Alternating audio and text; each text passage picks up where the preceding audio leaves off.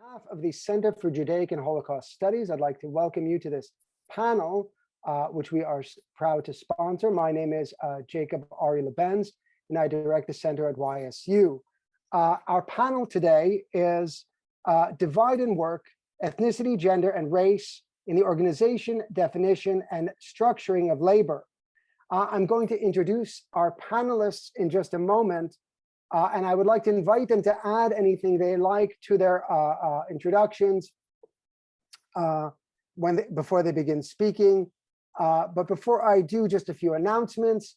Please mute yourself if you are not speaking.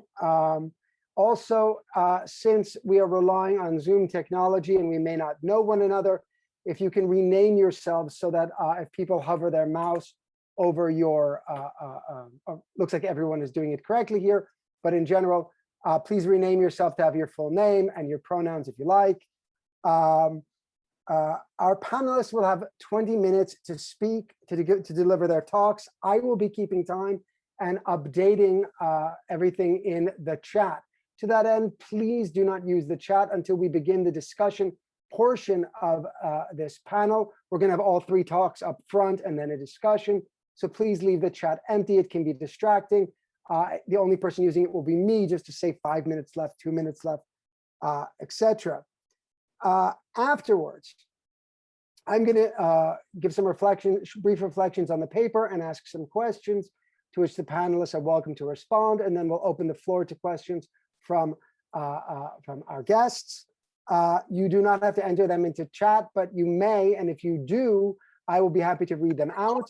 Otherwise, simply use the raise hand feature and I will call on you. It looks like we don't have a lot of people, and it may be just as expedient to unmute yourself and speak. But if this fills up, we'll have to use a more sort of rigorous method.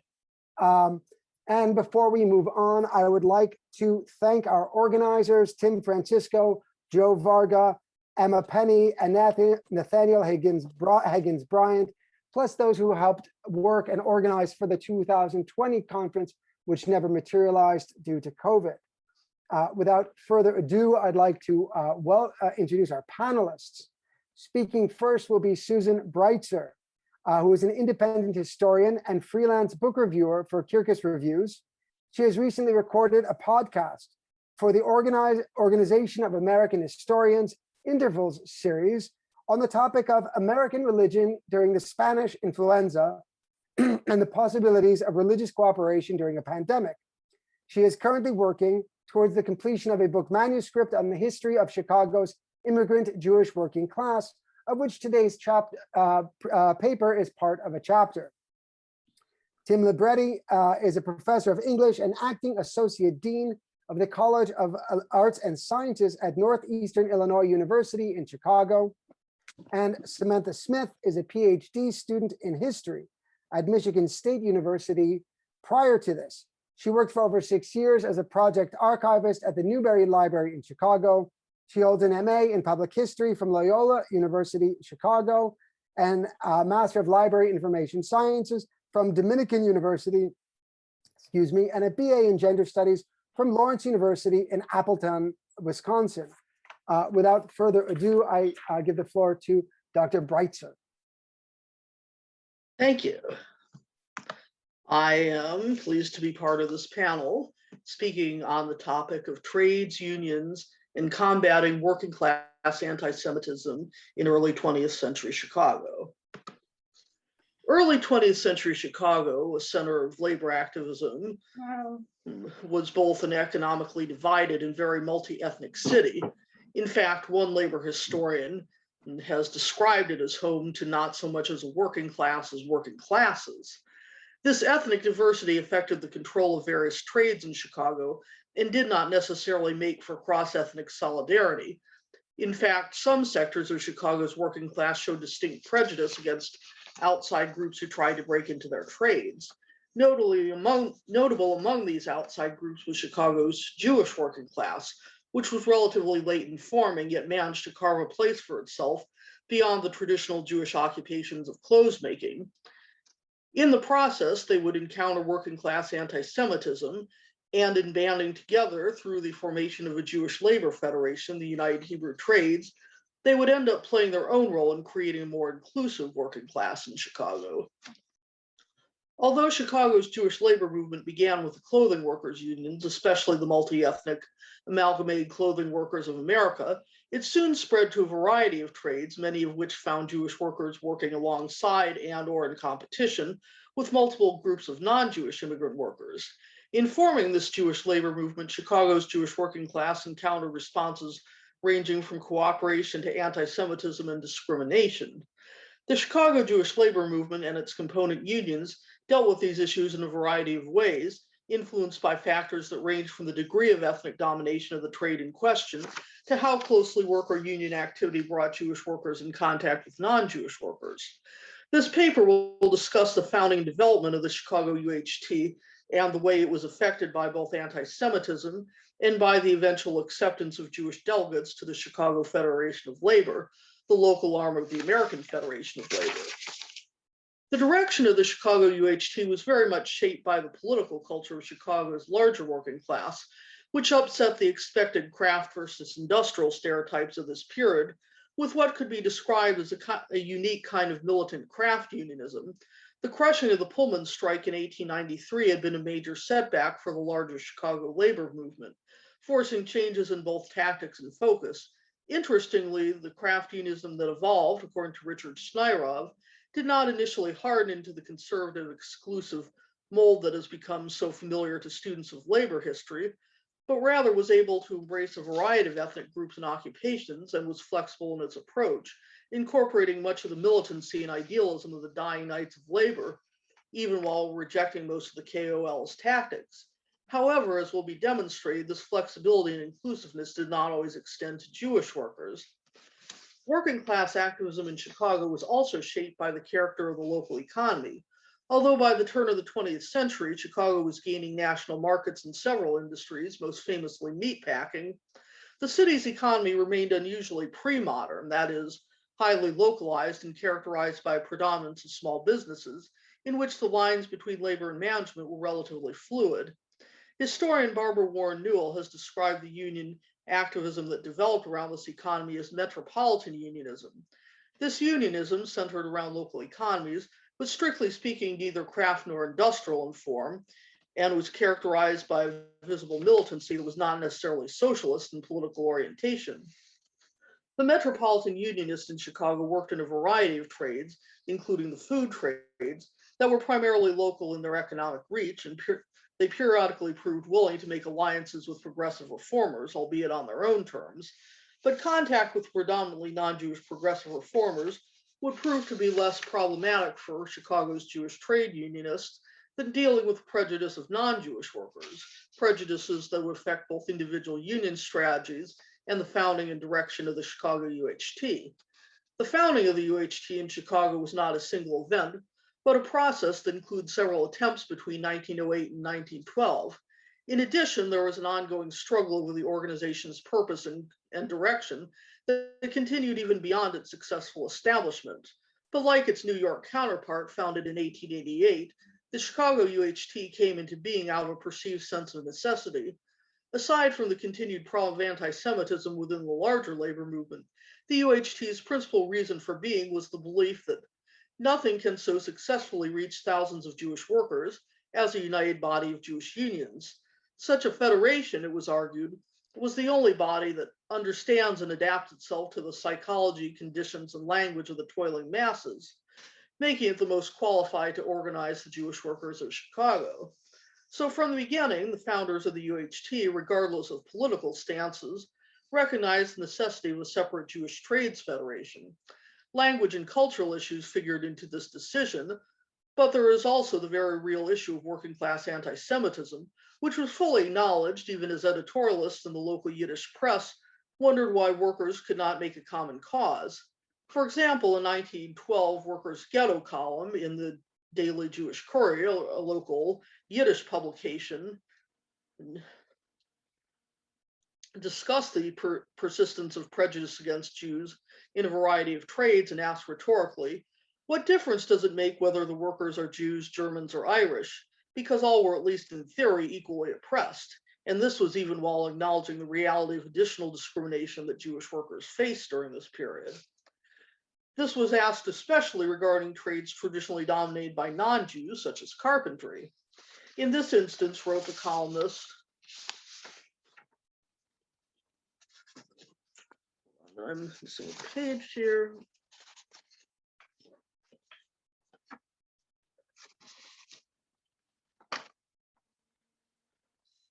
Not only were charters revoked from independent Jewish locals, but hundreds or perhaps thousands of young men are exposed to hunger and want due to this disgraceful anti-Semitism.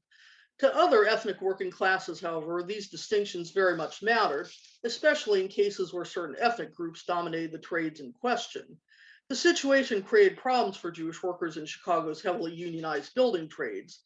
These workers, who ranged from carpenters to painters and plasterers, derived far less benefit from unionization than their non-Jewish counterparts, in addition to having to deal with more overt forms of prejudice and discrimination. In most cases, they were nonetheless required to belong to the respective unions in order to practice their trades, and were exhorted to simply fight for their rights, and that if they would be faithful union men, they would be better off. This tension between labor solidarity and ethnic considerations, however, became unresolvable at times, although different groups of workers tried different solutions. Within the building trades, the differing approaches of carpenters and painters was especially striking. The carpenters, in their effort to break into the heavily union-controlled building trades, were some of the Jewish workers who need the most convincing of the UHT's necessity. These Jewish carpenters, most of who came from Matel, or as it's diminutively called in Yiddish, Matala, a small shtetl in a part of Russia that's now Poland, organized their own synagogues and even helped build them, including the still existing Anshe Matala synagogue, the Men of Matala synagogue. Thus, they identified strongly as Jewish workers in a predominantly non-Jewish trade. The men who formed this uniquely union-founded synagogue were known for their militance and fought employer discrimination against Jewish carpenters. Yet they proved amenable to the decision of the Chicago branch of the AFL-affiliated United Brotherhood of Carpenters and Joiners of America, who did not want Jews in their organization, but wanted to maintain union control of all working carpenters, to a compromise by permitting the Jewish Carpenters Union Local 504 to be chartered separately. This was not dissimilar to the then familiar practice of AFL craft unions chartering segregated locals for Black workers in various trades. The carpenters' willingness to accept segregated status in exchange for AFL recognition could not have contrasted more with the response of the Independent Painters Union. Denied an AFL charter, the painters chose to go it alone, resulting in an effort by the carpenters to withdraw from the UHT in September 1913 over the non-AFL status of the painters, a move that sent shockwaves through Chicago's Jewish labor movement. The Workers' Ghetto columnist proclaimed disbelief over such an act of disloyalty to the Jewish labor movement by Jewish workers, whom the author assumed were the most enlightened, class-conscious, and revolutionary sorts. The columnist also severely criticized the rationale for the carpenters' attempted secession from the UHT, given their own struggles against continued persecution from the non-Jewish building trades unionists.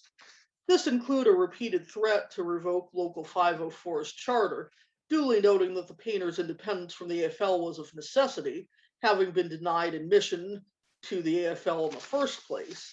In contrast, the Workers' Ghetto writer had only praised for the painters for their struggle to protect their livelihood against prejudice from the building trades unions that so jealously guard their jurisdictions, something that made them a revolutionary force among workers of the building trades. Working class anti-Semitism in any case wasn't limited to the building trades unions.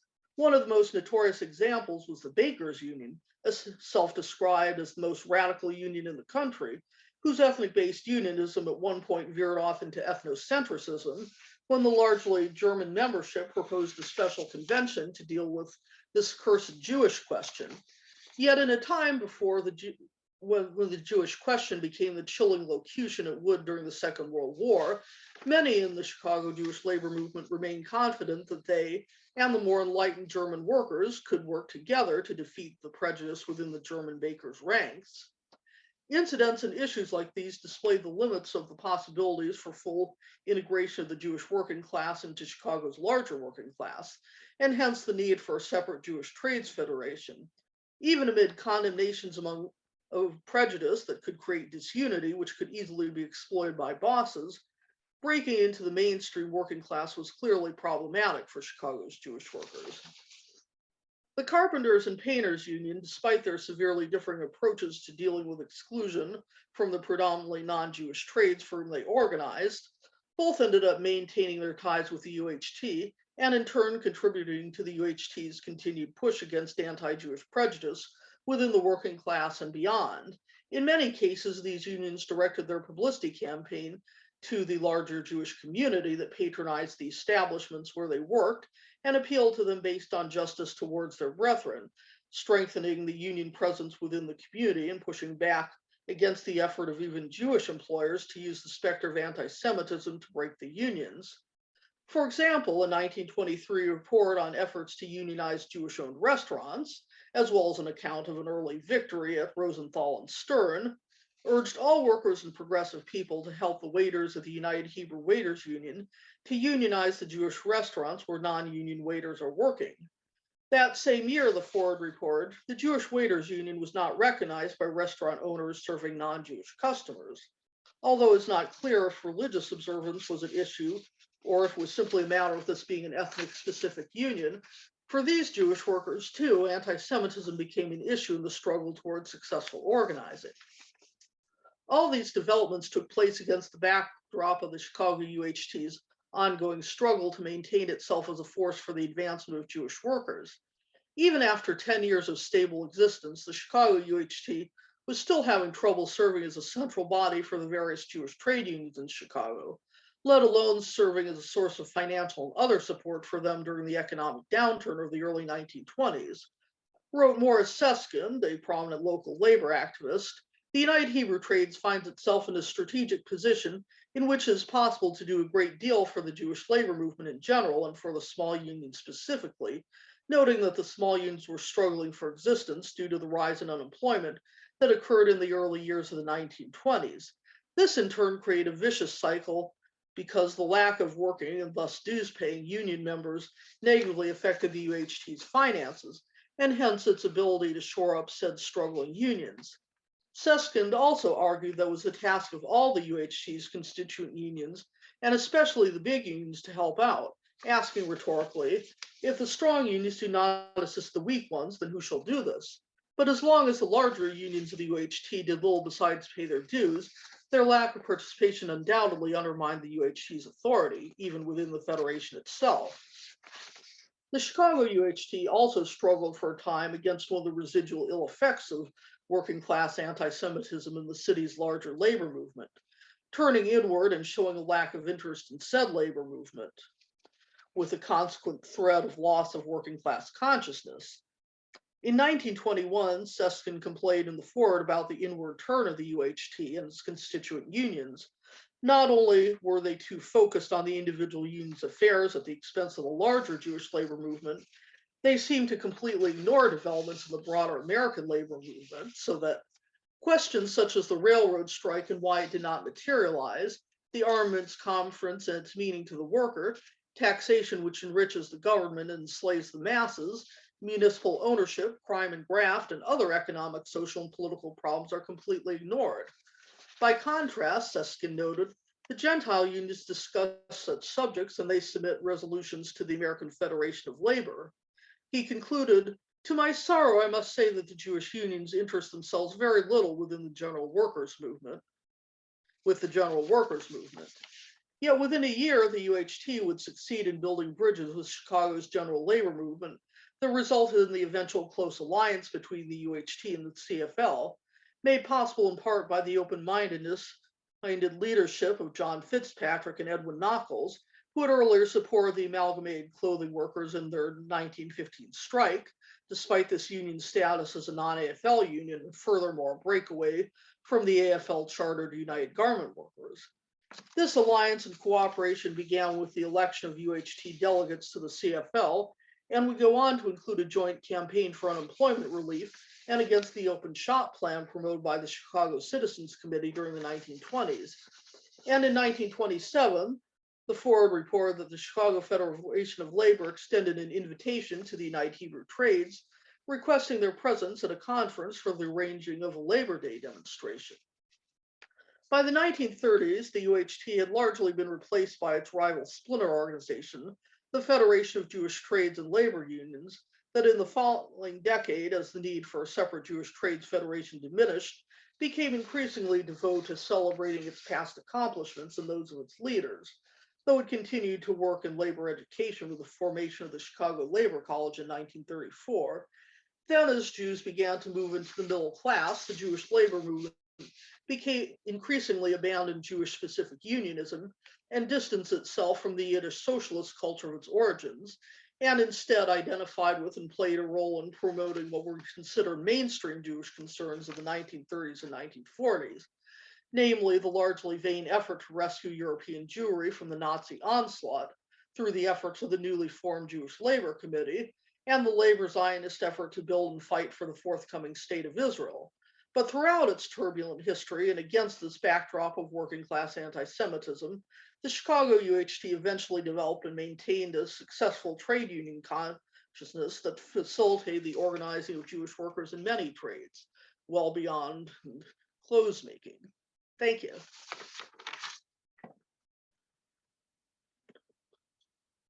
Thank you. And next will be Sam Smith.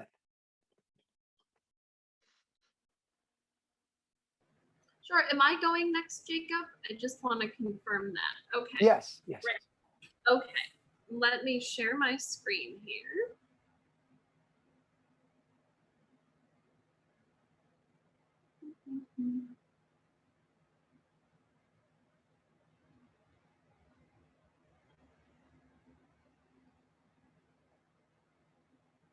Okay.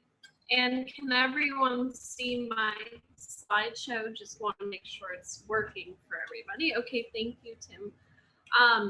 So thank you all for coming to this panel today and attending the Working Class Studies Association conference. I know that I hope you're learning as much as I am from everyone. And so my presentation today is titled Harold Minsky Family Style Burlesque and Showgirls, or Labor as it Relates to Entrepreneurs and Working Class Artists in Las Vegas. But it also relates to a larger part of my research. So before I get into what I'm talking about today, let me just tell you sort of the larger project it fits into. So my scholarship currently focuses on Chicago and Las Vegas in the 20th century, sort of more of a comparative urban history. And so in so doing that, I'm interested in urban nightlife and the artistic labor of dancers, entertainers, and showgirls at 2 hotels, one in each of these locations. So the first would be the Edgewater Beach Hotel in Chicago, which is on the north side now. And so here's a picture of an aerial view and then also the interior of the marine dining room where the shows would happen that I look at. And then in Las Vegas, I focus on the Dunes Hotel, which went defunct in 1993 to make way for the Bellagio. And so the productions in both hotels relate to each other in many ways, even though they are different. So for me, together, the histories of these hotels and these working artists, and also the cities, tell a broader, unique history of 20th century America, one that centers women as working artists, and then through art and the production, creation, expression, and enacting of it, even in repeated and commercialized and mass-consumed forms, many of these women created, expressed, and gained self-determination on their own terms. And so today my presentation focuses on Harold Minsky, who some of you may recognize that name from the Minsky family in New York, which is known for their association with Minsky's burlesque. And so much of this story is about him and his family in New York. And they are known sort of too because of Gypsy Rose Lee, who danced with them. And here's her diploma from Minsky University in 1937, which is the seminal year, because that is sort of known as the raid happened at Abe Minsky's, who is Harold's father, the New York Gotham Theater in Harlem. And so many people in the historiography say that these events sort of coupled with the end of burlesque.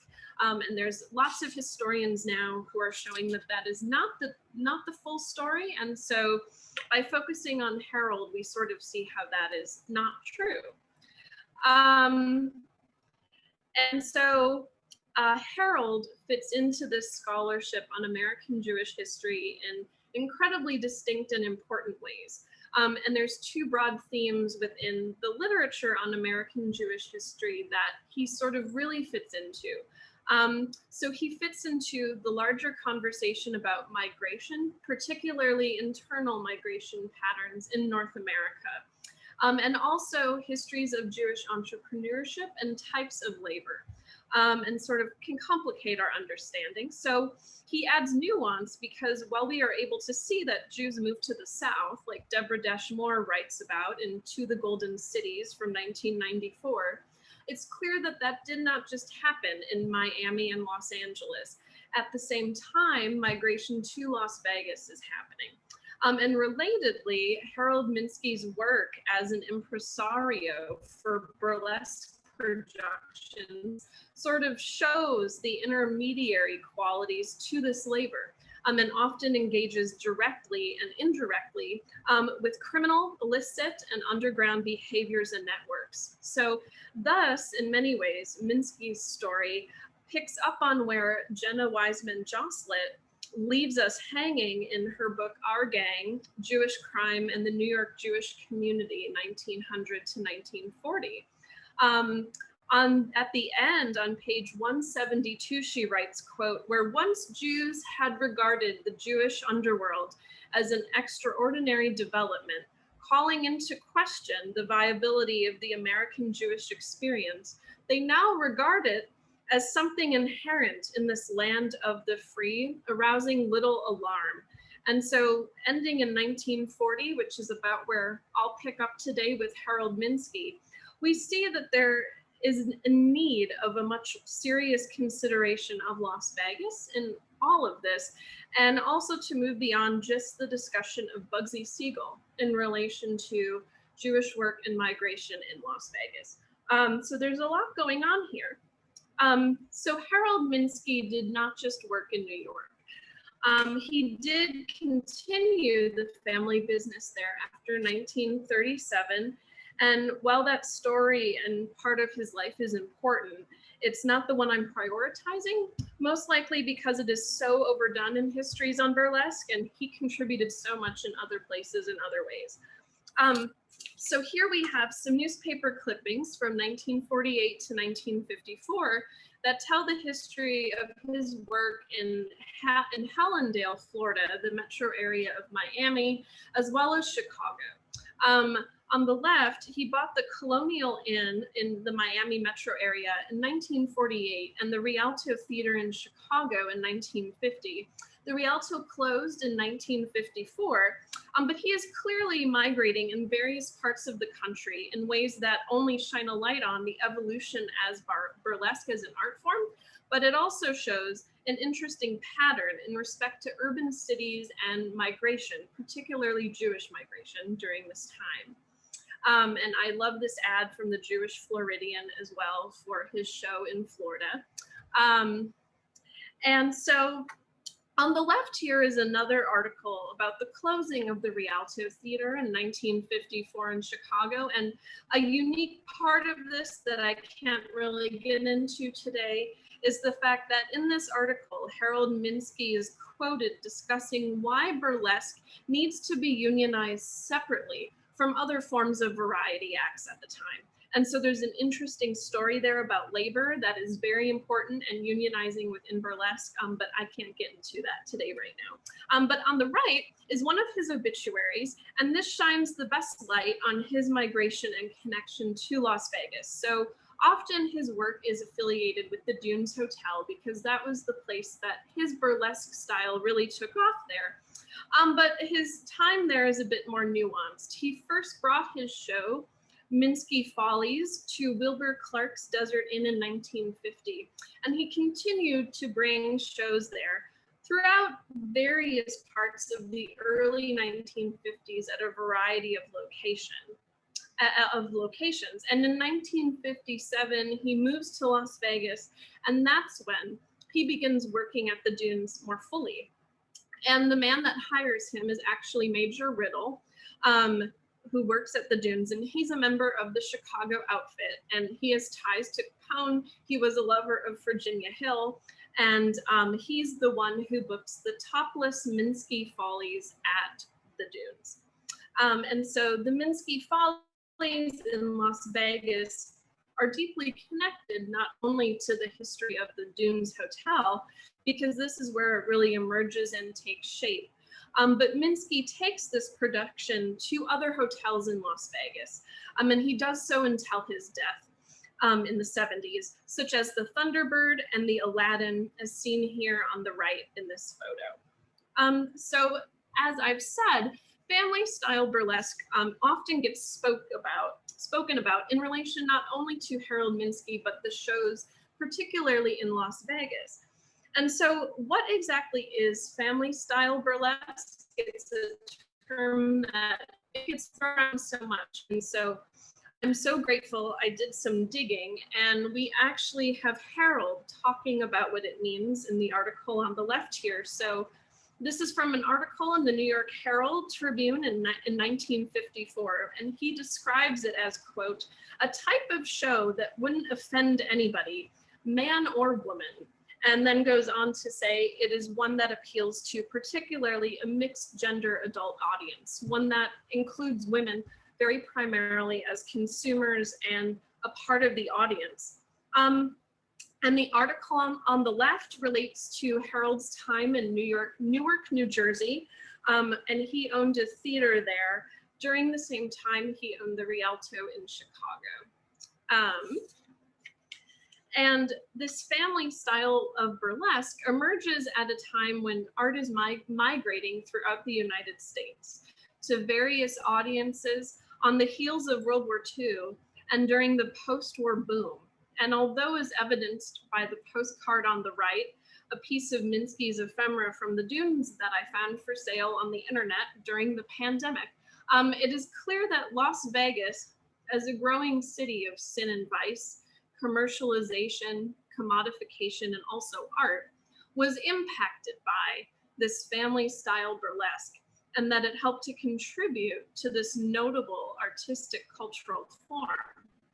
And as Harold Minsky goes on to in the article on the left, family style burlesque tries to give a happy medium between old-time vaudeville and burlesque. And so even in Newark, it appealed to a mixed gender audience, as evidenced here in another article by the New York Herald Tribune from later in 1954.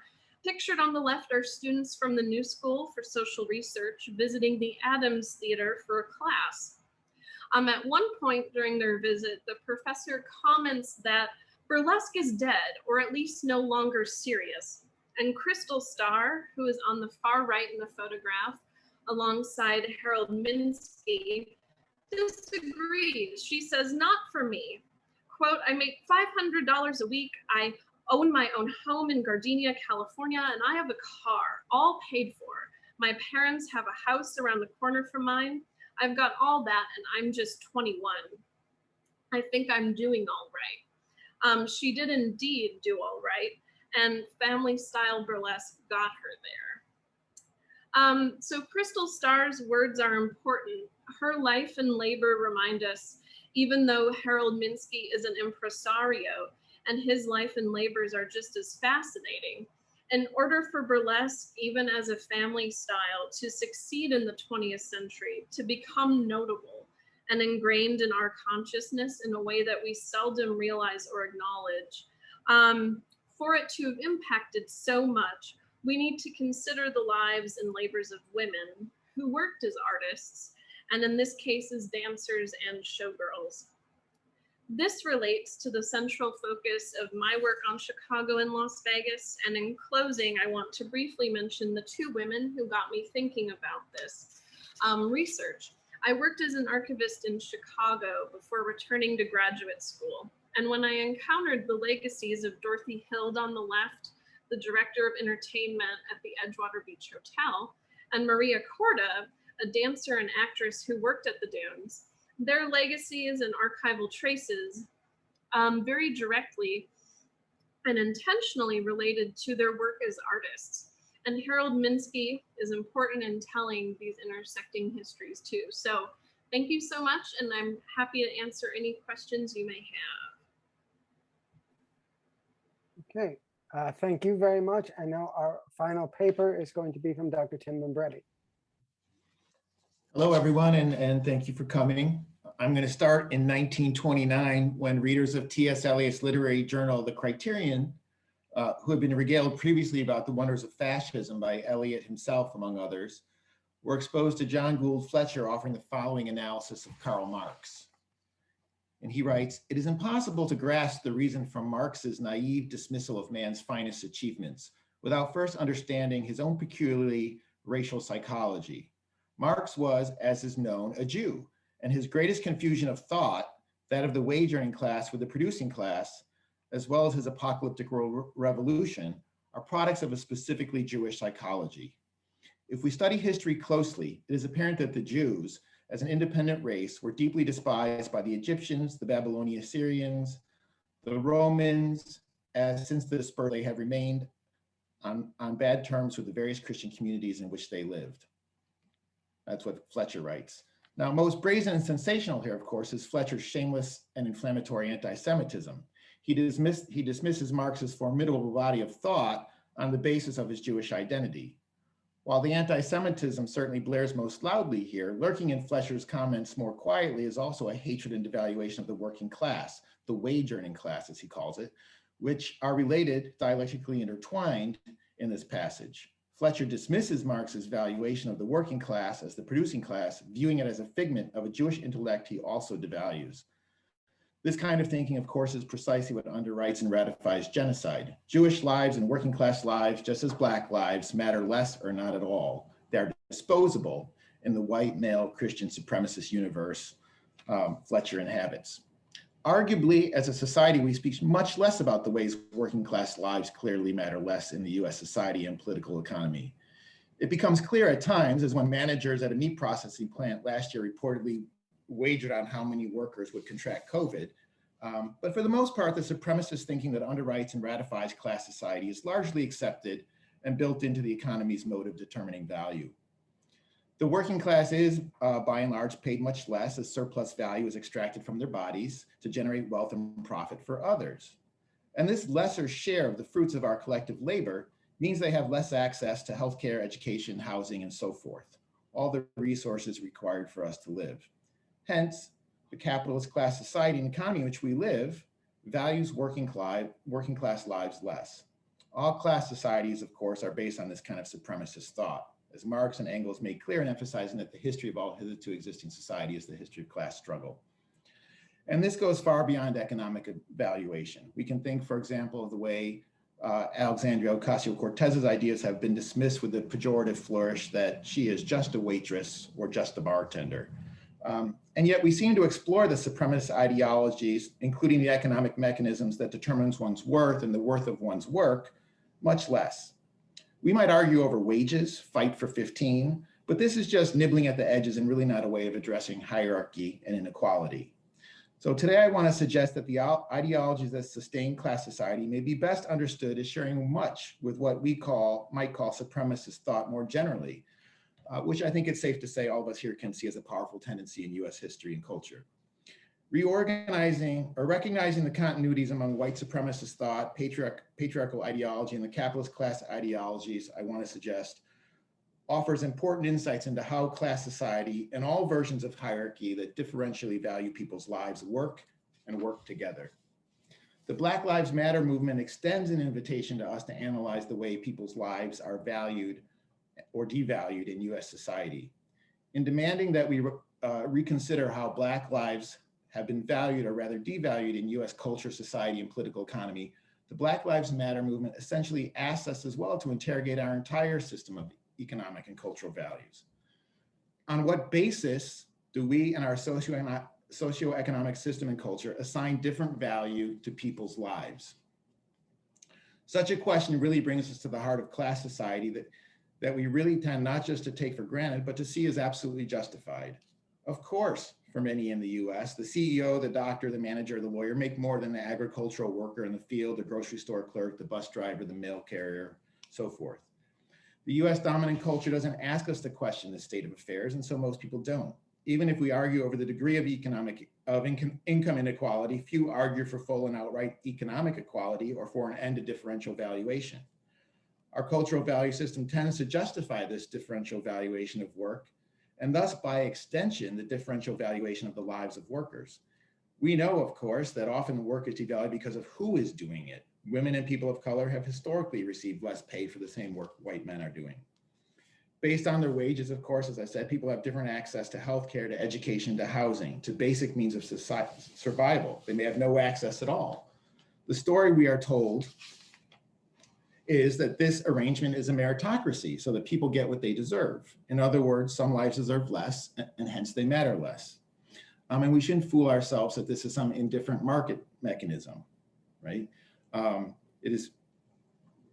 Changes have been made over time, not because of a market, because of brute political struggle.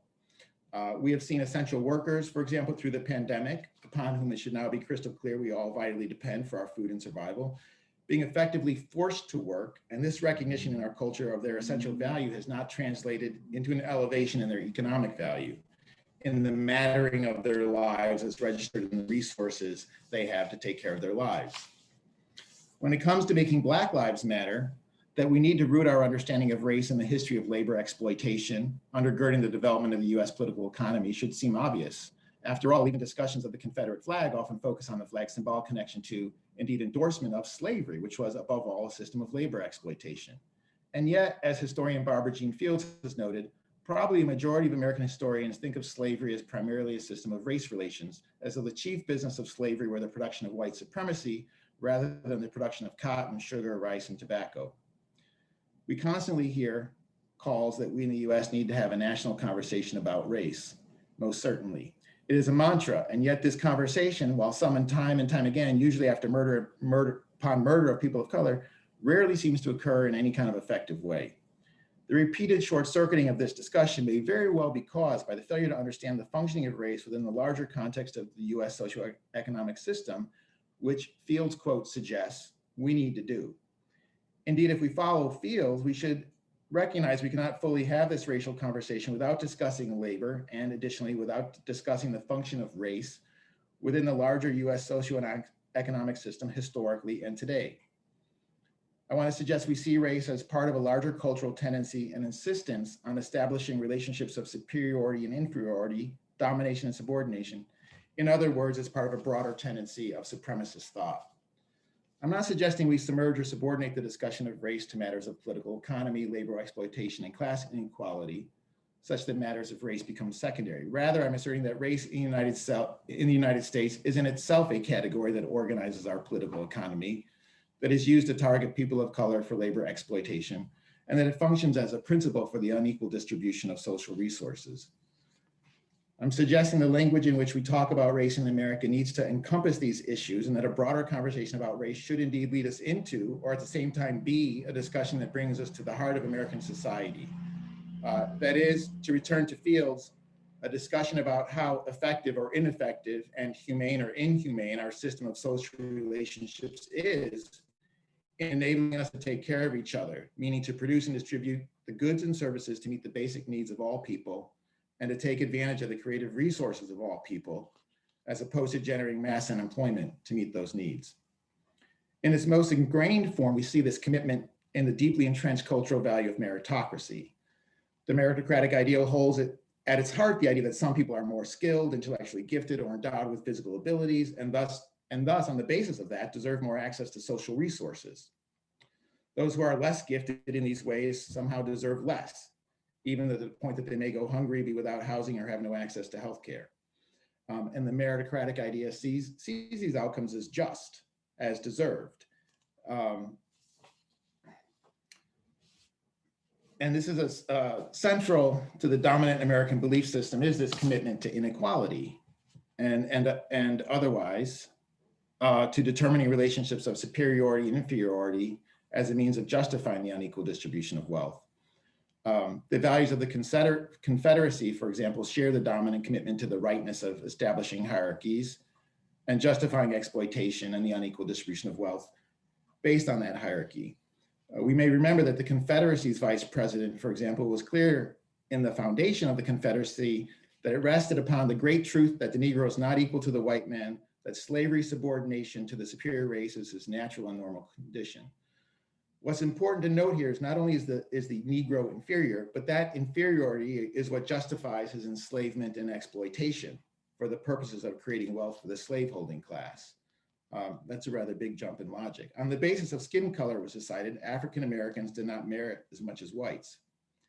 Now, race is just one of the mechanisms still associated in many minds with merit at work in our socioeconomic system and culture that is used to define relationships of superiority and inferiority, or domination and subordination, and to distribute wealth and resources unequally, just as gender is as well. Perhaps it is because we as a culture have not liberated ourselves from the ingrained insistence on determining relationships of inferiority and superiority as a means of distributing wealth. As much as on one level our nation prides itself on its belief that all men are created equal, our system operates with a profound commitment to inequality in many forms. In this sense, values of white supremacy by the Confederacy are not so different from those that are largely accepted in the nation's dominant belief system, which holds dear the notion that some deserve more than others based on their superiority or supremacy, to use a more charged word. So certainly some may be faster, some may be smarter, some may be more gifted, but the question is, why does this translate to having different access to social resources on that basis? This is a key question we need to ask. Why is it that a basis for enabling, say, a college professor greater access to social resources in the form of healthcare, wages, educational opportunities, than the janitor who cleans the building she works in and makes it possible for her to do her job? In many ways, we have created categories of skilled and unskilled to establish hierarchies for distributing wealth, but how are they less arbitrary, less invented than black and white or man and woman? Marx imagined a world that did not differentiate people and their work, differentially value people and their work. He imagined one that dissolves the division between capital and labor. And the chief criterion for distributing resources for Marx is clear, is about each person's need, not some market determination of their value, the latter being a residue of the capitalist value system. In fact, the beauty and humanity of Marx's thinking is his driving impulse to move us beyond such market determinants of our human merit, or how much our lives matter. And this mode of distribution, Marx makes clear, derives from, or is the inevitable result of, a reorganization of production, one without capital and labor. So how did Marx think about value? Marx didn't really think it plausible. He viewed it as a fool errand to try and decide how much one contributed to the economy on the basis of one's work. He didn't believe that we could isolate any individual act of labor from another and determine its value. He said we have to look at social labor collectively. To take out what a doctor does, what a janitor does, what this does, simply doesn't work. They all depend on one another. We can't do our work without one another. And we have to ask, right? Marx asks, how of someone's labor by isolating that individual's work from the interdependent web of labor in which it's embedded and upon which our lives depend? And would such a determination be meaningful and humane? The work of the doctor depends upon her eating and sustaining her life. So how do we value the work of harvesting less in a qualitative sense? Such isolation of one work activity from another to determine its value becomes a specious exercise. Marx gets this, and his insistence we look at work collectively demands a complete rethinking of value. Moreover, Marx is clear that in a collectively owned world, we will not be engaging in commodity exchange and determining exchange values. He moves altogether beyond these modes of evaluation that have regulated distribution in expressing the principle from each according to his ability to each according to his need. In short, to abolish racial patriarchal capitalism and any political, economic, and social hierarchy, it is necessary to develop a whole new theory of value and to abolish the economic determinants that differentiate value people and their work, that make some lives matter more than others. The determinants that make some lives matter more than others, that inhere in our current market system and indeed in class society historically. If we hold on to these values instead of transforming them, we will only reproduce a supremacist society. Thank you. Okay, thank you very much, Dr. Libretti, and also to our other two panelists. I'm going to take the chair and moderator's prerogative and responsibility, frankly, to begin with a framing question. And because this is a sponsored panel from the Center for Judaic and Holocaust Studies, I'm going to respond from within my field of expertise, which is also the field of Jewish studies. I'm by training an historian, but I'm going to focus on its intersection with working class studies, or at least with questions of how class structures society and its entwinement with ideas about Jews and Jewishness and the material place of Jews in the world. I'm going to invite the panelists to respond, and then we'll open up the floor to questions that you, the audience may have, our guests may have for them, and also that they may have for each other. These were, I think you can sense, as I did, that these are all three provocative papers that hang together nicely, that seem to approach a set of topics from a lot of different angles. And I'll begin with Dr. Libretti, whom introduced his meditation with a brief analysis of how anti-Semitism has been used historically to undermine the salience of socialist critique through identification with Jewishness, negatively construed, that is to say, anti-Semitism pathologizes socialism and therefore makes it a problem. Anti-Semitism, and therefore you don't actually have to deal with the substance of the critique either, right? Anti-Semitism functions here differently from other forms of racism and sexism that Dr. Libretti discusses, at least today, in as much as it legitimizes class exploitation in general, rather than the specific class oppression of the targeted community, as is the case with anti-Black racism and misogyny, right? So Dr. Libretti, my question for you then are, what are the consequences of this type of anti-Semitism, which seems concerned with theoretical Jews and bears less relation to the social realities experienced by most American Jews as Jews? That is to say, American Jews as Jews are not typically exploited in terms of class, though there are working class Jews. Their Jewishness is generally not the source of their exploitation or its access, as can be the case for Black people or women. Right? This stands. Well, I was going to hope to. Sorry, go ahead. This stands in sharp contrast with Dr. Beiter's paper, in which Jewishness structured actual workers' relationships not only to capital, but primarily to labor movements, right? And this is, of course, dealing with an earlier period, which is, I think, important here. This, of course, can also be translated into a valuation on Dr. It really manifested in the ability of people to feed themselves and home themselves, etc. Dr. Beiter reports that Jewish business owners use the specter of anti-Semitism to discourage unionization, and that Jewish labor unions, in line with European trends, argued for the necessity of labor movements that spoke in a Jewish idiom and collected Jewish workers. Here, racialization shapes the resistance to exploitation in complex ways. The paper concludes, however, with a turn of the Jewish labor movement away from what could be considered some of the core or fundamental commitments of the working class or socialism writ large. So I want to ask Dr. Beiter how she accounts for that. And I ask because from a certain perspective, this implies something pessimistic about the ability to disentwine ethnicity and racialization from class, right? So it speaks directly to Dr. Libretti's points, and either to a parity between race and class as structuring elements of our society, or perhaps even, as was just suggested in an analysis in the New Yorker, I believe, of Clarence Thomas, right? A certain pessimism of the ability to overcome race in matters of class, right? It was arguing for Clarence Thomas's anti-integrationist politics. And finally, Samantha Smith's paper places a Jewish entrepreneur and also Italian entrepreneurs as mediators between capital and labor, right? So this is a familiar role in Jewish history, one of a middle person occupying as a exchange diaspora, but one which, as Ms. Smith does extremely well here, that in every context needs historicization, right? One cannot flatten this into a character of Jews across time. You mention patterns of Jewish immigration in the 20th century and divert our attention, I think importantly, from sites of typical inquiry like Miami and Los Angeles to Las Vegas. And so I'd like to hear a little bit more about what do we learn from looking at Las Vegas? You couldn't do everything in one paper, I understand that.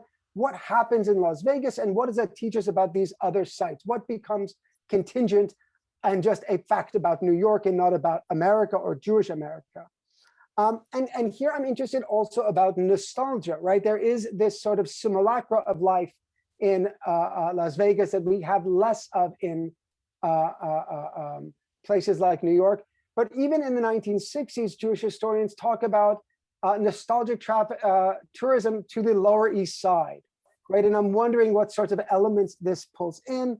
And finally, I'm really wondering how, because since you have a longer view here, right, how issues of gender, class, and ethnicity change over these periods, because of these two communities, Italians and Jews, both always, if they were white, benefited from legal whiteness, but this was a period of social whitening for these two communities.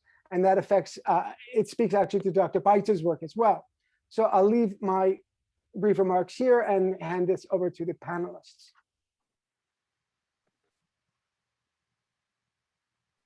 And feel Well, free I'll to jump in, unless someone else wants to, I don't. But very dense question, Jacob, so thank you. And I'll try and unpack it, but if I'm trying to remember it all, but it seemed like it was, one of your questions for me at least was kind of making anti-Semitism more an ideological than material feature of the feature, and how that functioned in terms of distracting us from this kind of socialist critique of the world, pathologizing socialism, as you said. And I guess one of my concerns is in thinking about this paper, actually comes from a perspective of thinking about genocide and studying genocide and say the UN Convention on Genocide. And what interests me about the UN Convention on Genocide is I think it provides us a really broad framing for society operates and undermines human life in a very general way, that we can use all sorts of categories to approach the world: race, gender, class, whatever, post-colonialism, I don't know, you pick it, but they're quite different from genocide in the way the UN writes that pact, because the UN defines, I didn't intend to go here with this answer, by the way, but the UN, in the convention, it defines genocide as really any slow, prolonged process to undermine people's lives, to undermine their culture. It's a very broad, yet nonetheless very functional definition, I think. And if we were to apply this to many practices in our world, I think we would be astounded to see, right, how applicable they are, right? And I think one of the things about the convention is that the UN did it. This is supposed to demand action, but we don't look at society through this lens. So I think one of the things about John Gould Fletcher's quote initially is that to me, it brings these two together, right? The devaluation of working class lives and the devaluation of Jewish lives, and arguably gets us to think about the way we talk about, we can, I think, all understand or comprehend what happened with the Holocaust and the fatalness, deadliness of anti-Semitism, the genocide that it leads to. And in many ways, we can look at class structure as, at least in the terms of the UN Convention, as also undermining human life in a way. Now, the convention obviously defined what it groups in really specific ways. Not everyone gets to be a group. We'd have to argue that working class is a group. So that's kind of where I'm coming from. And in terms of your question, we can see that racism, anti-Semitism do in fact function ideologically, I think, to distract us from thinking about class in a broader way in US society. I think, there's a really interesting book called Dying of Whiteness. I just cannot remember the author's name. I don't know if you read this book, but there's a quote from a man in there who says, there's a doctor wrote this book, and he's saying what's really killing us is not cancer and this and that for many people, it's their whiteness. And there's an example of a guy who says, I don't care about Obamacare. I don't want any of my tax dollars going to, Mexicans, African Americans, illegal people, immigrants, and so forth. Jonathan Metzl, there you go. It's a really, interesting analysis of the way the power of whiteness, maybe kind of the way you're talking about that, anti-Semitism, racism, and this is not new to say, but function as this distraction. It's not the word I'm looking for, but prevent us from fully situating those forms of discrimination within a class context, a larger class context, in ways that could build bridges with a white working class, right? I think the white working class might think differently about those issues. So, apologize for the length of that. Yeah, well, I was thinking about what you said about anti-Semitism as well as racism becoming a distraction from the class issues.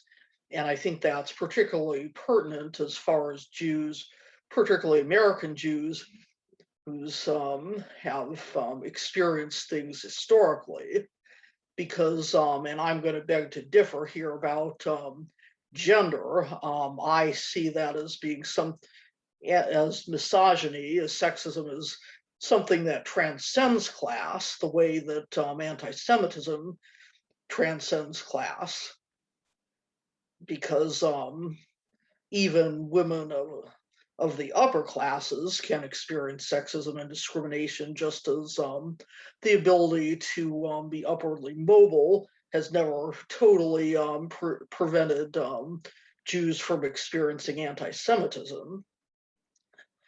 And I'm glad you point out that this is a somewhat different era when Jews were very much part of the working class the way they are generally not today. But it also, I liked what you point out about the pessimism regarding full inclusion in the working class, that anti-Semitism, as I'd illustrate, can be used as a kind of divide and conquer strategy, not only among working classes, but also by the employer class. And another part of my manuscript talking about the founding of the men's clothing union, I'm thinking to add in something about the way the clothing manufacturers, who were mostly Jewish, used anti-Semitism to appeal to their non-Jewish workforce not to join this union that was led by Jews. And from there, just wanted to also point out the somewhat might seem cliched, but is pretty well affirmed idea of Jewish upward mobility, something that was possible in America the way it was not in Jewish societies in other parts of the world up to this time. Most of the Jewish workers were not intending that their children continue to practice trades like clothes making or carpentry. They were hoping for them, or at least their sons, to get educated and enter the professional class. That said, Jews have managed mostly to maintain this consciousness of the related issues, but so I'm spiraling too far here, that Jews always represent kind of a unique category that, as you said, concluding was never totally defined by class, and this therefore never totally belonged in any one class.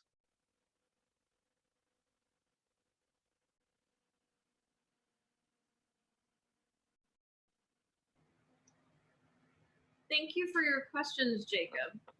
Many of them are ones I ask myself, so I don't have full answers, but I can sort of share what I'm thinking now. So as a to-be second-year grad student, you know, this is part of my dissertation research. So it's in the beginning phases, but your question about Las Vegas and what we can learn about migration there, I think, especially thinking of Jewish history and the historiography, and thinking of, for example, isolating all the work done on New York.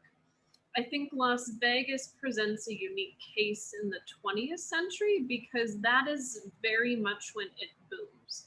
So it is a place where there is a large indigenous population centuries before, right? And then there's removal issues with land for a long time, but as the city we know now, that is very much a 20th century story. And so I think considering patterns of migration there at the time that it was developing as an urban center, I think is an interesting thing to consider, and may have unique things to tell us about urban life and the development of it. And your question about nostalgia, and I think thinking of Las Vegas, and I think of this too, even in the productions that I focus on with dancers and artists, so much of that itself is about a nostalgia. And I think of that at the Edgewater Beach Hotel in Chicago, where I've also been looking especially at mid-century and thinking of the Cold War being in the background. And so a question that I have that I don't have an answer to within all of this is what is drawing people into these types of performances, and thinking of the people working, either like Harold Minsky or Showgirls. All of this is happening at a time of political and economic turmoil, especially globally, if we think of foreign relations. And so I don't have an answer, but that's something I think about a lot. Why is there such nostalgia at this critical moment? And also then thinking of social whitening, that is something, and I see that most in thinking of the performances themselves and the variety of dancers that are there, because there are moments of having mixed race ensembles, but you really have to take time to get to that history. So what is it about these performances that's displaying this whiteness? And that's something that I also am trying to delve more into. So, and if that relate to migration to the Southwest, that's also a question I have. How does that fit in at this time? So thank you for your questions. No, thank you all. I will now open up the floor. I think there are few enough of us. I don't know if that's a thing you can say in English, but if there aren't too many of us to allow people to just unmute and speak. So I invite questions from our guests.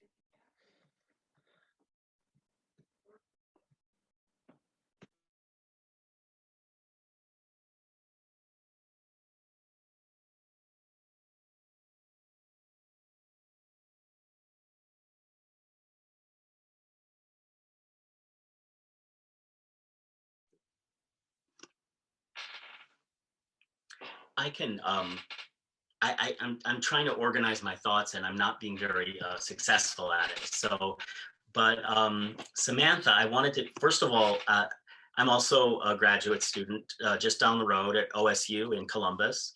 And yeah, even closer to Youngstown, right? And I entered OSU in the PhD program in dance studies because I'm a former rapidly aging dancer. And I have since transferred within the university to the PhD program in history. So I'm sure you can imagine that your talk was sort of riveting to me. And one of the things that this may be absolutely unrelated, but in terms of migration and Jewish entrepreneurship, like, is there any connection to the fact that Las Vegas, as we know it, was basically a Jewish endeavor,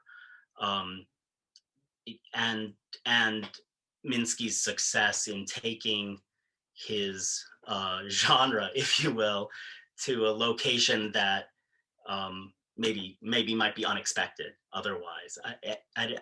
To what extent might that No, you're very right. And so I think I sometimes hesitate in overstating how Jewish Las Vegas was initially, only because I always think there's a stone I haven't turned over, right? But it very much is. And I think what's interesting for me, especially with Harold Minsky and the Dunes, is that, you know, he's working with Major Riddle, part of the Chicago outfit. And I think really these perceptions of illicit and underground labor and perception, and especially as it impacts art and entertainment, to me, that is very interesting and such a part of building Las Vegas, I would say. And I think in thinking of Jewish history, you know, there's Jenna Joslitt's book, but there isn't so much about these different kinds of labor that have dealt with this contested perception. And I think that's why Minsky is so interesting, because he's working with various people and sort of on the edge of what we might consider risky business, I guess. But thank you for your question, and that is so true. And I know there's I forget his name, but there's a new book out on Bugsy Siegel that I think emphasizes this point, that the Jewish sort of migration and role in getting Las Vegas established. And so, yeah, you're definitely right. And I think there's an opportunity to sort of bring that out in a way that's larger. So thank you, Eric. Also, that's exciting. You went from dance to history, so that's cool. Yeah, Thank you for your question. Sure, sure.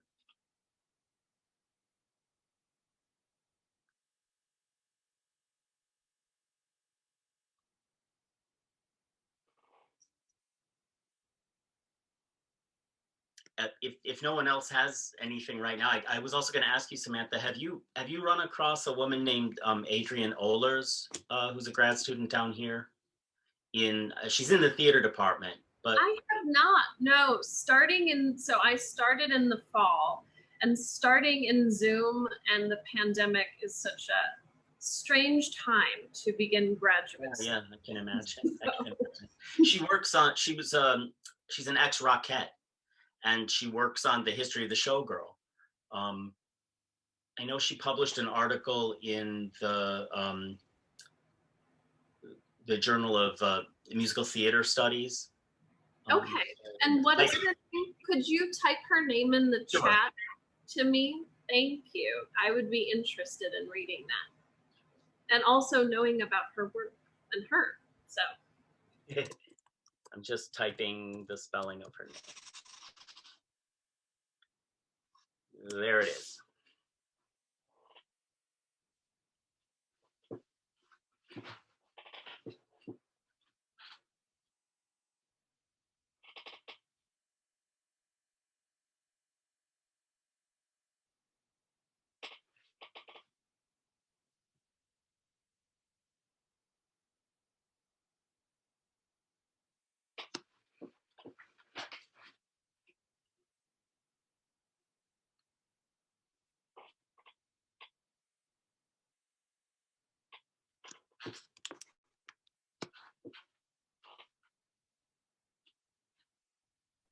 In the meanwhile, I had a question for Dr. Breitzer, which was simply this. You point to sort of an extreme form of anti-Semitism, or sort of more prominent anti-Semitism among the bakers union, which was heavily German. And that sort of separation is normal. I was just reading, for instance, here that in sort of the German Choral Society, the Men's Society, we have the Maine Chor, which is still a club now. It's open to anyone, sort of prohibited Jews as well around this period. But was any protection offered by the fact that at least some of the Jews were producing for kosher consumers who wouldn't have, right? It seems that there's a parallel industry there. Yes, I mean, and that is actually another chapter about unionism and the kosher food trades and how it related to the metropolitan unionism I talked about, and also how there was this kind of internal struggle between union regulation and religious regulation, more so in the meat production trade, but to a degree also in the baking trades. And yes, I mean, there was somewhat lesser competition because of that, and that was an additional necessity for a separate Jewish union.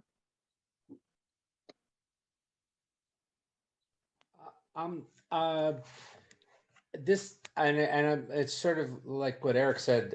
Sorry if this is going to be incoherent. I've enjoyed this conference, but I'm in Atlantic time, so now it's like 5 p.m. for me, and I'm like in need of a nap. But is there to some extent?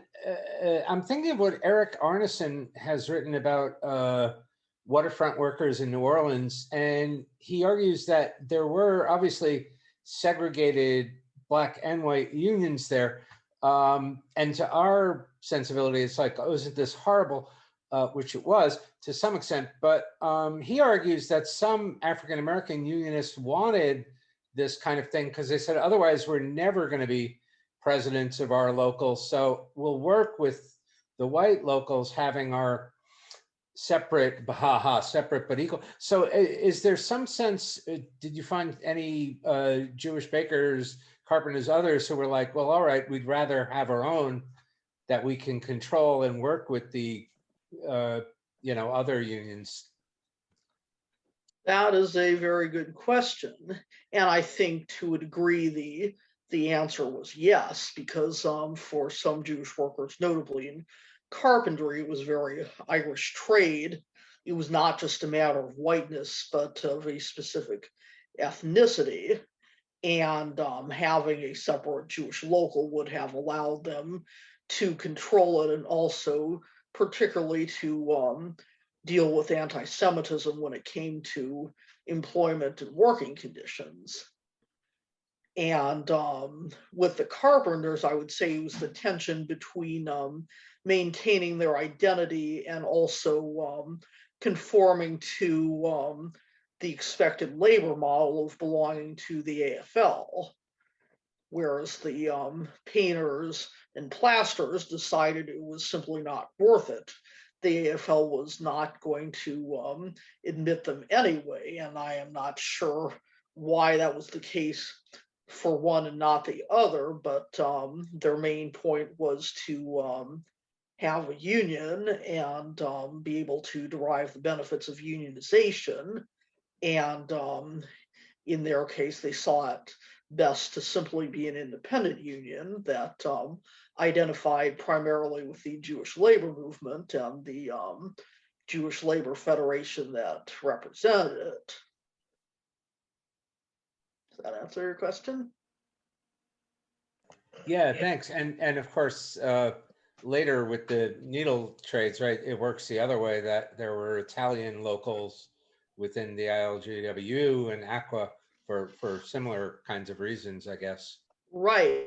Although with the clothing trades, it was a little different. And I'm trying to bring this out particularly for the Chicago situation, in that Jews were more of a minority in this trade than in New York. And you had this situation of a union where most of the leaders were Jewish, but the majority of the rank and file were not. And they had to deal with that throughout the formation of the amalgamated in particular, but also the Chicago ILGWU, the women's garment workers. And just an aside that is worth mentioning, both unions, and this is following on Dan Katz's research about New York, were pioneers in including and incorporating Black workers long before unions in many other sectors. Yeah, thank you. Yeah, yeah.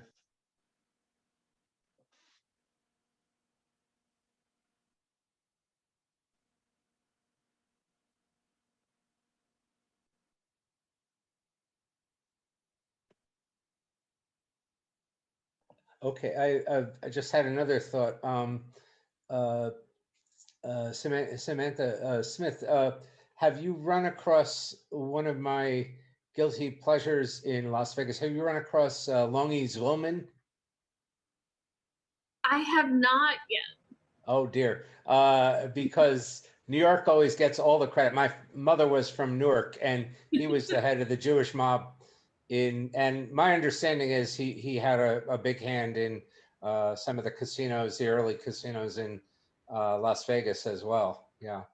Yeah, yeah. No, I know the mob is like something, and all of the various iterations of it all over is something that I've had to think about how to approach, because the people I've encountered so far go back to Chicago, which is so funny to me, because having gone from Chicago to Las Vegas in the records I followed, and then okay, now we're back there. So I haven't yet found a connection. I'm sure they're there with the mob and the outfit in Las Vegas. So that I'm sure is awaiting me. So Which gets to the the point of even the mob though has kind of become prettied up in the history. What is that? Rich Cohen's Tough Jews, right? yeah, And there is a continuum, like, okay, strippers or burlesque,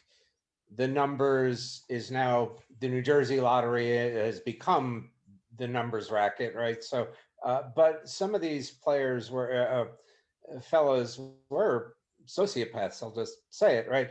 And it's kind of like, even that part of our nostalgic past has to be prettied up somehow. And some of these guys were not good Jewish boys or good right. Italian boys. Yeah. Oh yeah, yeah. No, and I think for me, because the connections have been so far with Minsky and what's going on in the dunes with relation to that, I know my question is, okay, how much do I want to get into that conversation, which is also something that I'm dealing with. So, which I think is there are so many topics that feel like you have a hand in every paint can, and I know I feel that way. So, but yeah, no, and I think what you get at is also something that I think a lot about as a historian, especially since Dorothy Hild, for example, in Chicago, like not a lot of people liked her as a like director of entertainment. A lot of people in the dance community have issues with her personality from that time, people who remember her. So, how do we, consider people, but also, and the mob is an egregious case, I think. How do you, right, not be nostalgic in writing and trying to account for these histories? So, how can you do so? Yeah. And I'm sorry, once I wake up or get over my weariness, have you, it's a movie, but I'm hopefully we like using popular culture as well. Have you seen the Barry Levinson movie, Liberty Heights? It's So I keep meaning to watch that. That is on my list. So okay, because he runs a burlesque house in Baltimore, and yes, it's fiction, and I don't know Baltimore very well, but they talk about the Strip, which used to be yep. a strip of strippers, but he's also running the numbers racket for and it's never touched on, like, but there is an interface, let's put it that way, between burlesque and other Oh yes. activities. Yeah. Oh yes. Thank you for reminding me of that. I need to watch that. Yes.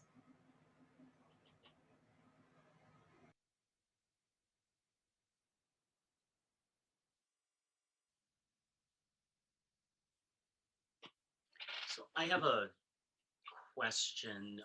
Both Dr. Bryce, I think right towards the end of your talk, you might have touched upon what I'm about to ask, and in terms of Dr. Libretti, your sort of thesis on division and distraction from what the actual issues facing the working class are historically in terms of anti-Semitism and racism, et cetera. In New York, chronicles of Jewish history in New York City, there's a lot of tension described between the earlier Jewish migrants and then those who came later, and it plays out especially in labor history between a population that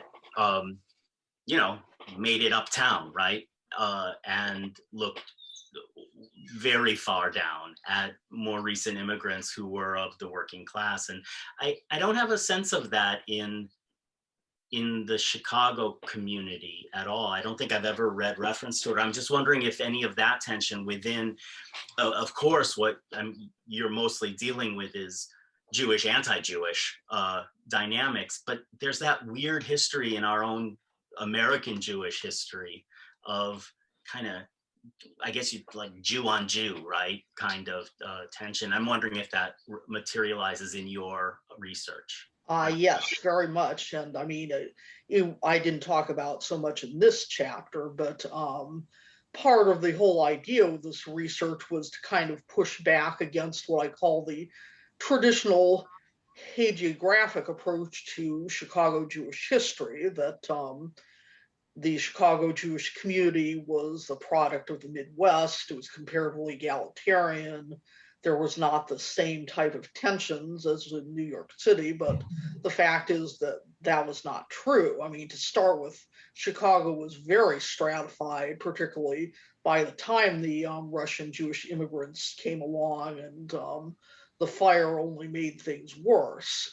So yes, there was very much elements of that, although like in New York, there were efforts to bridge the divide, usually by a prominent rabbi who worked closely with the upper class progressives to help bring justice.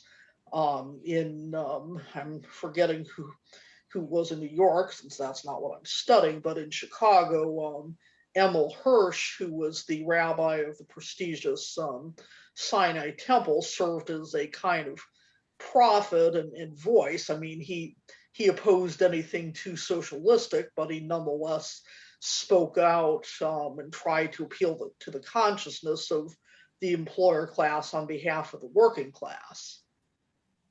So yeah, thanks for asking about that. Thank you.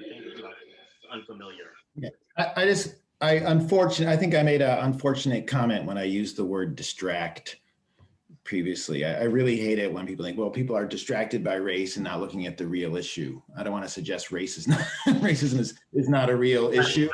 Right. Yeah. So, but one of the things I want to stress is that my point is that there are obviously different ways of talking about race, right? And we can talk about race as a way that wants to scapegoat certain people, right? Say, people of color for the problems in the world, right? And there are ways of doing racial analysis that help us all understand our own positioning in the world in better ways and how our systems actually operate. So I do want to make that distinction.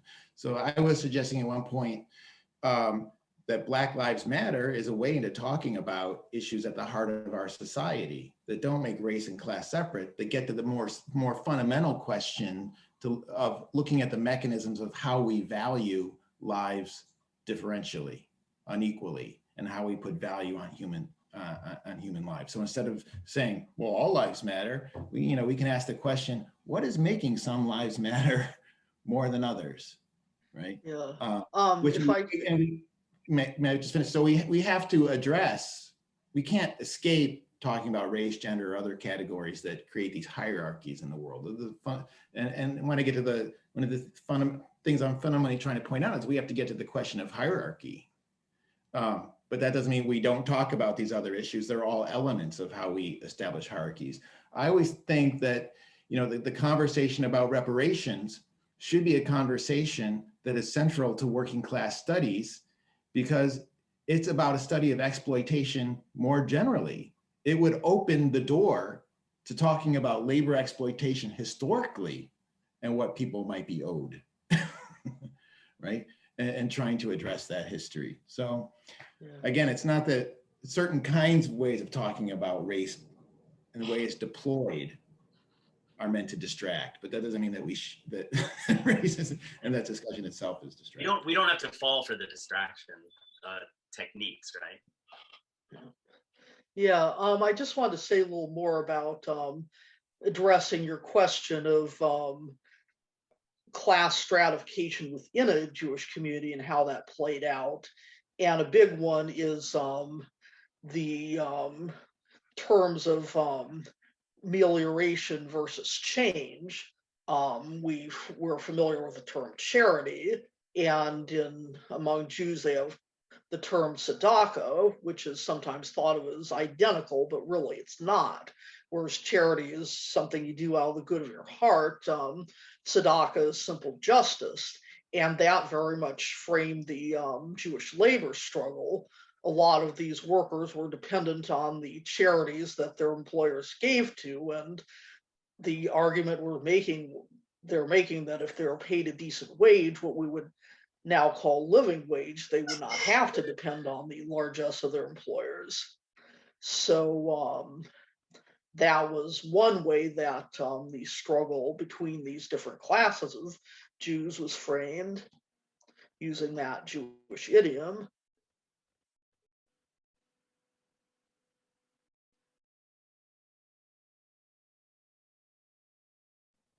I had a quick question for Sam. One thing, Ms. Smith, excuse me, what I don't see is, you didn't get into it, and it was a short presentation, but obviously one that has sparked a lot of interest and deep questions. This will be a slightly less deep question. I'm wondering about the identities of the dancers. You mentioned a little bit that there had been some mixed race or mixed ethnicity troops. Was it normal that troops would be segregated by race, in which case I'm just interested in, I know that the focus was on Minsky for sort of obvious and important reasons, but I'm wondering about the dancers themselves. Yeah, and so I've gotten more into that in Chicago, less in Las Vegas, because my sort of consideration of Las Vegas happened during the pandemic that we've been in. So everything I've looked at has been more on the virtual side of collections. But in Chicago, what's interesting is that there is a woman whose name I am forgetting, but she was a part of the Dorothy Hill dancers at the Edgewater Beach Hotel, and she was she was an Asian Pacific Islander American. I'm not quite sure of her own ethnicity. But she was a part of the dance troupe for a long time, and there's a scrapbook that one of the dancers kept, and she was, they were very close friends. And so I've had to think through that a bit, and it's hard because, so we have in Chicago at least, the records of Dorothy Hild have been kept, so the director. And there are some dancers whose names we know. And there are some instances of it, but understanding them more fully, I think, is where it can get just harder with the archive. And so I've had to think about how to deal with that. And because, so we can see that it's hard. How much of it was, you know, especially in Chicago and Las Vegas, I think a lot about how de facto segregation played in. And so that's something I'm still sort of unpacking, if you will, dealing with, wrestling with. I'll tell you why, sorry. I'll tell you why I'm asking, and because the pictures were so provocative in a way. where many of them are in Orientalist Yes. garb, right? And Mhm. so that is clearly pointing to a non-white identity, but it's a costume that one can put on, and it Yep. suggests that one Yep. is shares an identity with the viewer, right? That we're Yes. entering this space, and it seems analogous to what's going on, I think, at the same time in the Catskills, where Jewish music is coming out in Jewish bossa nova, Jewish Latin music is being played, and it's marking this as exotic. But the dance, the Jewish attendees as white, right? They're going out for some exotic experience. But that's, your pictures are really evocative in this way. So I'm looking forward to read your work when it comes Oh, out. yeah. This is No, well, and you mentioned that. So that's a huge thing, both in Dorothy Hild's productions and the Dunes especially. So the Dunes conception and name comes straight out of Arabian Nights. And that was a huge part of the whole spatial and architectural design of the hotel. And so it very much is dealing with mid-century Orientalism and notions of exotic within culture. And so that is something that is also a focus of mine. And Dorothy Hild's productions, there's a dragon that she has as a costume in one point. So I think that production was Knights of the Orient or something. And so both of them have that going on. And so, yeah, that's a huge, huge part, and definitely more clearly articulated in Las Vegas. So I like that you said the architectural part of it too, because I mean that's also in the burlesque houses in the East anyhow. There are these Moorish over the top movie theater slash, and this is, by the way, I put it in the Adams Theater in Newark, New Jersey, which is where they did it. Is like, you know, you step off the streets of Newark into Marrakesh or something, at least Marrakesh as seen in 1930s. Yes, yep. Thank you both. Yes.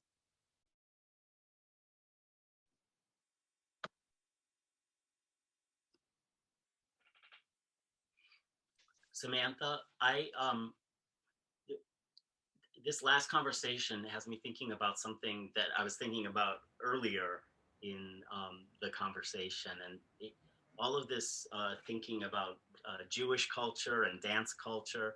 It's not something that I think about a lot, but my own history as a dancer was involved in this tension, and that is, I'm thinking about Minsky and his ilk as, you know, a species of flesh peddler, right? I mean, these are, as one reference was made in one of the articles, these are stag shows to a huge extent, burlesque, and that in my mind is in tension with traditional Jewish culture relative to the body and the visibility of the body, and especially the visibility of the female body. And I'm just wondering if, I mean, obviously, to a huge extent, the American Jewish experience is a relatively secular one, or a secularized one, increasingly over time. Not exclusively, of course, but if these sort of major players, these entrepreneurs being Jews, in that specific genre of dance and theatrical performance, if you've come across any kind of tension or even mention of that sort of paradox, right? So it's not a specific mention, but I will say with what you just said, that is part of my interest in it.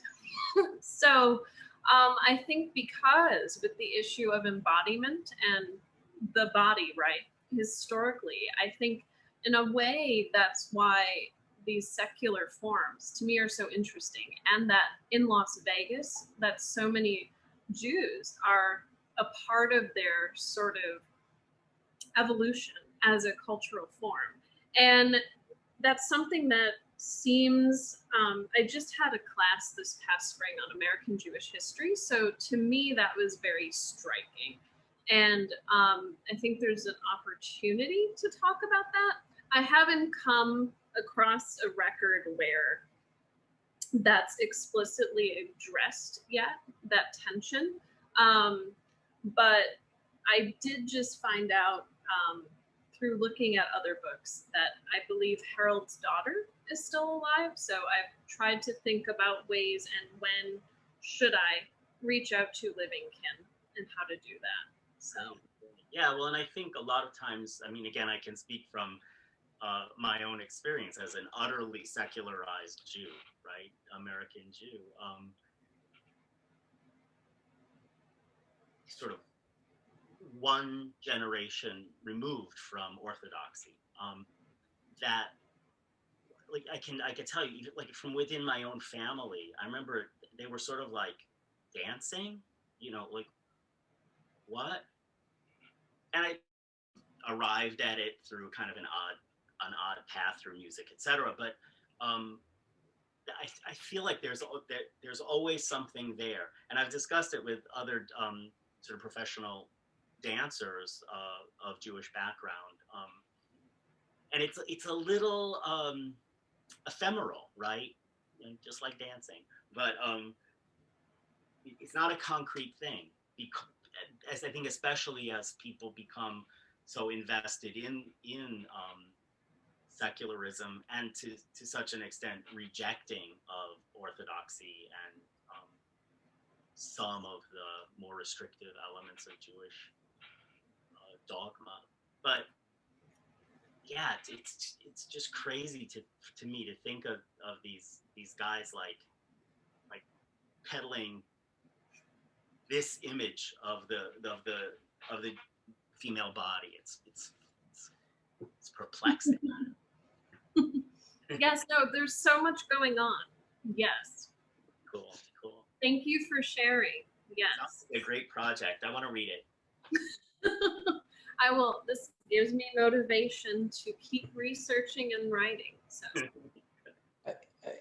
Eric, when you said, I laughed and wrote it down, Minsky and his ilk, but it got me thinking too, there's some horrible, stereotypes from, quote, mainstream culture, maybe a little earlier than, 1940, but, that Jews were controlling white slavery in America. And there were these two serialized magazine articles, I forget exactly when, in McClure's in like 1909. They control it every place, even little towns in the South, in the Midwest. It all gets back to or Nevada. What? Yeah. But I mean, that obviously Minsky had to have known these, canards or whatever, and it's a straddling that you got to do. And also, I was thinking the early stereotypes of anti-immigration people. I've got articles because I do earlier stuff, and but there are articles in like some of these magazines. New York is becoming an overwhelming Jewish city, but also an Asiatic city. That Jews are Oriental or Asiatic or something, and then you have these pseudo Asiatic stage shows. So I don't know what to make of that, but right. Well, there's such a long history of Jews being associated with illicit activity on so many levels. Money lenders. I mean, it goes back centuries and centuries. But to me, it's such an interesting aspect of Jewish history to try to kind of separate these threads of that which is imposed and that which is embraced, right, by a given population, and particularly a secularized population where some of the more strict regulations, if you will, are jettisoned. It's crazy. So I'll note our time has come to an end. It is 4:15. I thank everyone for what has been a very provocative, interesting, I'm going to keep thinking about these things. I was planning on doing some more work and now I may not. So I want to thank everybody, our presenters in particular, and I hope you enjoy the remainder of the conference. Thanks, everybody. Thank you. Thank you, everyone, and it was great presenting with you, Tim and Susan. I appreciated Yes. your work so much. So Same. I enjoyed hearing your papers. Many thank yous. Nice meeting you Thanks, all. Jacob, for communicating with us so well. and keeping us Yes, together. thank you, Jacob, for Yes, thank organizing this. I'm sorry for the bumps along the way, and everything that needs to be worked out moving forward will be. Oh, it was all good. No, I'm seriously Yeah, it was communicating great. really well. Yeah, how this came together. All Yes. right. Well, thank you All right. very much. All right. Okay, bye-bye.